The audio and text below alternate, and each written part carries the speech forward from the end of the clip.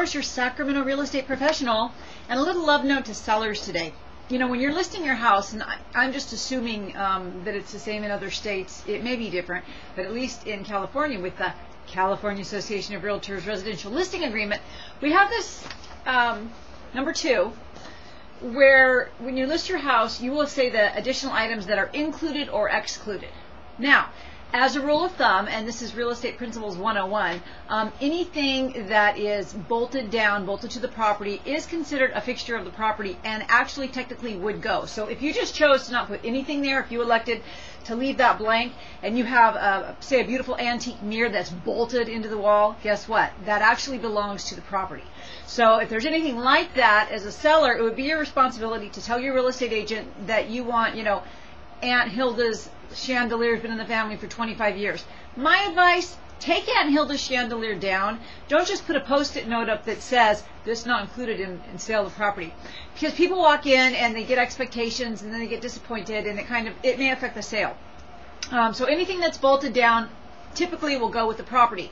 With appliances, usually it has to do with the fact whether it's built in or not. So if you've got usually people will leave stoves and ovens. It's just one of those things that people don't tend to move, even if they're not built in. Refrigerators, usually people will keep them, but sometimes to sweeten the deal, they may leave them in. So it's just really important that you go through your house with your agent prior to the listing and determine, because sometimes you might not think of it. I have an example of a seller who had lawn equipment, and he just naturally was going to take it with him, but for some reason the people that bought it wanted to include it in the offer. So in the offer they actually included the lawn equipment, and it was up to us, or to my seller, whether or not he wanted to include it. So it's really important when it comes down to the, to brass tacks, what you're going to leave with the house and what you're going to take. Now obviously in short sale situations, homeowners are not making a profit, they're not seeing any equity, so they're going to take anything that they can. But even so, I will still caution you, you don't want to take anything that's bolted down, and if you're going to, you need to make it really clear in the contract that you will be replacing that chandelier or that mirror that's bolted in, or the shelving, and you need to do the repair work too. That's just kind of the nice thing to do, to be courteous.